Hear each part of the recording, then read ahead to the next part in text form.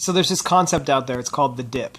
Okay, there's actually a book written by a guy named Seth Godin that talks about the dip, and it's like that fifth job interview that and they never call you back. It's the seventh time that you've fallen down on your snowboard, and it hurts. Like you've fallen down 7 times and it hurts, and kind of that initial, first time you try out the snowboard is kind of over, like the excitement that happens. Like I'm going snowboarding for the first time, and you get the snowboard and you get on the lift the first time. Maybe you fall, coming off the lift, but it's no big deal. It's the first time and you're excited and you can't wait to try going down the hill. And you try going down the hill and you fall and you're like, it's going to happen. I'm going to fall. No big deal. You get up and you fall again, and you fall a third time and you fall a fourth time. And by the 7th time, like all the excitement of getting to go snowboarding is kind of, it's over, right? You're in this dip where you're like, okay, if I keep going, I know I'm going to be able to become a pretty good snowboarder if I keep going. But I'm really not enjoying what's going on right now. And so you're kind of at that point where it's like, is the dip deep enough that you're like, I'm just going to give up because this isn't worth it to me. What I'm going through is not worth what I could get to. Or are you going to keep going through the dip and get to the place that you want to go? And you kind of have to ask yourself, is the place that I want to go attractive enough, and is it worth it enough, and do I know that I can get there if I keep going? And then you make that decision about continuing to go on, right? It's any rough patch that you're trying to get through to achieve a big goal. And as long as the goal that you're trying to achieve is worth it, then it's worth pushing through the dip.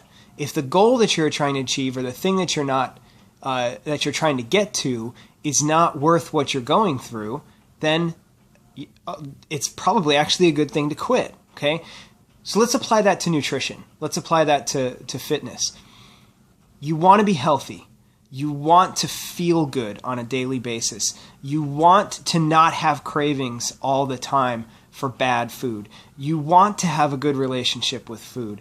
You want for this to be a lot easier for you. You want to be whatever weight it is that you want to be. You want to look a way that you want to look. All these different things. Are they worth getting through that dip? Because you're going to have that dip. You're going to have that time where you're excited when you start the first challenge, when you start eating healthy and you're like, this is awesome. I feel good and look how accomplished I am. It's been 4 days. And then a week goes by, or 2 weeks go by, or 3 weeks go by. Maybe the whole first 4-week challenge goes by. You get into the second one and you get kind of into that dip and you're like, I just don't really want to do this anymore. And I've only lost, 2 pounds in the last 3 weeks. And that's just not very much. And it's going to be really hard to get to my goal at this pace. And I just am not excited about it anymore. And the finish line's too far away. It's kind of like in a marathon. The finish line, or the start gun goes off. Let's go. All right, here we go. 8 miles goes by. You get to about mile 10 or so. And it's like, yeah, that start gun was a long time ago. I'm not excited anymore. And the finish line is further away than I've run so far. I still have 16 miles, 16.2 miles to get to my finish line. You got to be able to push from 10 to 20 through that dip so that you can get to 20 and go, I'm only 6 miles from the end. I can almost hear the finish line. I'm almost there, right? So apply that to what you're trying to achieve with your nutrition and fitness, and think about that this dip that you might be in right now is totally worth pushing through. It's like mile 10 of the marathon. What are you going to do? Just turn around because you aren't close enough to the finish line, but you're not excited anymore? No, you're going to keep going.